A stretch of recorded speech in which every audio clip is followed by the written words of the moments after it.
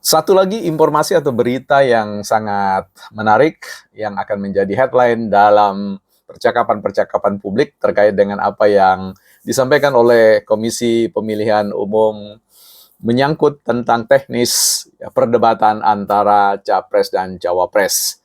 Kali ini beberapa kubu, ya, baik kubu Amin dan kubu Ganjar dan Mahfud ya, menyampaikan keberatan atau kekecewaan mereka, bahkan bisa jadi berbuah pada langkah hukum kalau kemudian apa yang disampaikan oleh KPU ini benar-benar terrealisasi, ya, yaitu terkait dengan dihilangkannya agenda perdebatan head to head antara capres dengan capres, ya, capres dengan cawapres, dan cawapres dengan cawapres, ya, karena bisa jadi kedua kubu di luar Prabowo dan juga Gibran, mereka memandang bahwa ini adalah panggung besar, ya, panggung yang bisa saja dalam pandangan mereka merontokkan keyakinan publik atau kepercayaan publik terhadap posisi Prabowo dan Gibran yang dipandang melesat, ya, seperti melesat seperti Formula One mungkin, ya.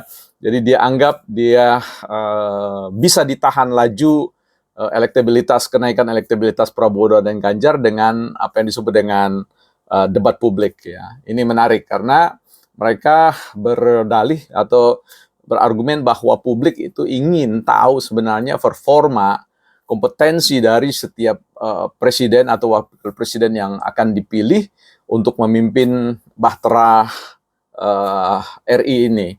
Nah, ini bisa jadi didorong oleh satu kesadaran bagi masing-masing calon memandang bahwa calon pasangan nomor 1 dan nomor 3 ini memandang bahwa mereka itu memiliki, ya, paket lengkap, memiliki pengalaman yang sangat baik yang meyakinkan di bidang birokrasi atau eksekutif dan juga yudikatif bahkan legislatif, ya. Jadi beberapa formasi paslon itu memang diisi oleh orang-orang yang sudah malang melintang, ya, seperti misalkan Ganjar dan juga Mahfud MD, ya, sudah tidak lagi diragukan kiprah mereka di bidang pemerintahan atau birokrasi, eksekutif di situ, dan kemudian juga legislatif dan sekaligus yudikatif bagi Mahfud MD. Dan tentu juga Anies bersama dengan Muhaimin juga merasa ada di atas angin kalau berbicara tentang perdebatan, karena kita tahu bahwa calon presiden nomor 1 ini memiliki karisma, memiliki kecakapan di dalam berretorika, ya. Jadi dari sisi kemampuan argumentasi berolah kata itu Anies nomor 1, ya, Anies nomor 1, Anies jagonya, ya, seperti itu. Nah, ini berbeda berbanding terbalik dengan performa Prabowo dan juga Gibran. Tapi saya ingin mengatakan bahwa keberatan-keberatan yang dilakukan itu sah saja, ya, sah-sah saja ketika apalagi itu diacu menunjuk pada Undang-Undang Pemilu dan juga Peraturan Komisi Pemilihan Umum, ya, yang menegaskan tentang bagaimana teknis pelaksanaan perdebatan itu. Tapi biarlah itu masuk dalam ranah hukum, teman-teman yang expert di bidang itu silakan mempercakapannya. Kita akan lihat sisi yang lain. Dalam konteks ini, apakah, ya, perbedaan format secara teknis ini disinyalir atau membuka ruang bagi penguatan tentang kecurigaan publik bahwa memang Jokowi cawe-cawe dalam hal ini, ya. Jadi ada intervensi kekuasaan, intervensi orang nomor 1 di Republik ini, ya. Kita akan lihat nanti apa ada korelasi dengan hal tersebut. Tetapi kita mau bincang ketika orang kemudian membangun argumentasi terkait dengan perlunya perdebatan itu untuk melihat, untuk menjawab seperti pepatah mengatakan, jangan sampai kita membeli kucing di dalam karung, ya. Artinya mau mengatakan ada medan tertutup, ya, medan yang kemudian tidak terbuka, orang tahu tentang ABC-nya calon yang ingin dipilih ini, ya. Saya kira ada benarnya, tetapi tidak semuanya benar. Bahkan mayoritas tidak benar, saya kira seperti itu. Bagi tokoh-tokoh atau keberadaan seperti Prabowo dan juga Gibran ini adalah orang-orang yang sebenarnya bisa bisa dilihat, bisa diikuti track record mereka ya. Sekalipun misalkan Prabowo besar dalam tradisi militer dan juga Gibran di sini besar ya, mungkin bisa tidak dikatakan besar dalam konteks seperti yang dibayangkan oleh publik, tetapi Gibran telah menjalani masa separuh dari kepemimpinan di birokrasi, dan tentu kita tidak bisa mengabaikan aspek yang disebut dengan dia berada di dalam konteks keluarga ya, penguasa di pemerintah di negara ini selama 10 tahun. Itu merupakan sebuah rentangan waktu yang pasti banyak memberikan insight-insight baginya, memberikan aura-aura yang bisa saja kemudian ia boleh belajar banyak dari sisi itu.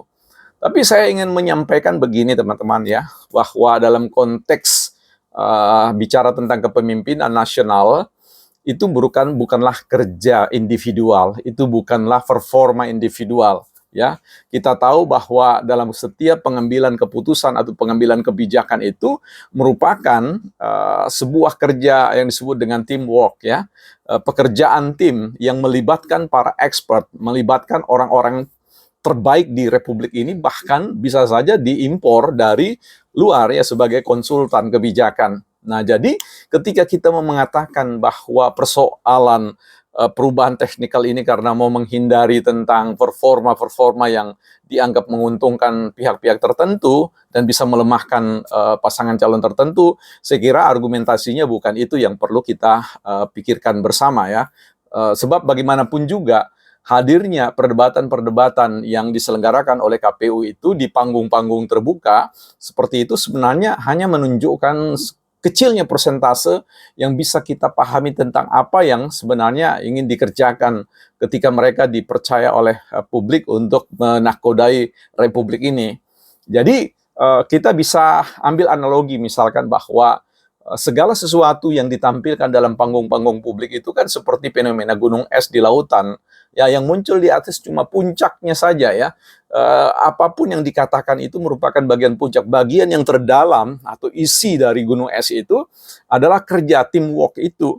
Ya, tentu kita tahu bahwa bagaimana Presiden Jokowi sendiri didampingi oleh tim-tim ahli dalam semua bidang kehidupan nasional ya, dalam konteks kesehatan, dalam konteks pendidikan, dalam konteks teknologi, dalam konteks budaya, dan semua itu kemudian menghadirkan kelompok expert, orang-orang yang cerdik pandai di Republik ini sebagai partisan-partisan yang memang secara strategis dipilih ya, dipandang mampu untuk mendampingi pemerintahan yang sah. Jadi kalau bicara perdebatan personal memilih dalam kucing dalam karung, saya kira itu jauh ya.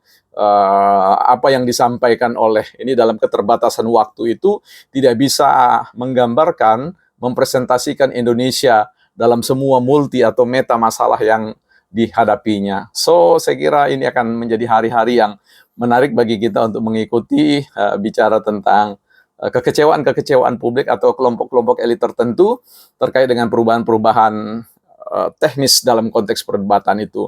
Bagi saya secara pribadi, orang awam, saya memandang bahwa perubahan teknis itu ya bisa saja. Sebenarnya kita tidak bicara tentang perdebatan ya.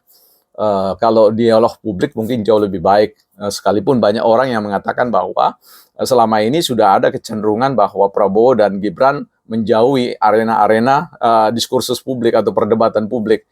Saya kira mereka tidak menjauhi. Mereka ingin hadir dalam suatu performa yang baru untuk mengatakan bahwa kontestasi itu bukan melemahkan orang lain, tetapi bagaimana menunjukkan sisi kepribadian diri dan juga apa yang akan dibuat ya. Jadi bicara tentang kebijakan kampanye atau janji-janji kampanye itulah yang kemudian nanti akan di breakdown oleh kelompok-kelompok expert. Jadi so buat teman-teman di grassroots atau akar rumput, pemilih-pemilih yang jauh dari persoalan dinamika elit dalam konteks kontestasi kekuasaan, saya kira kita fine-fine saja, pilihlah dengan hati nurani teman-teman.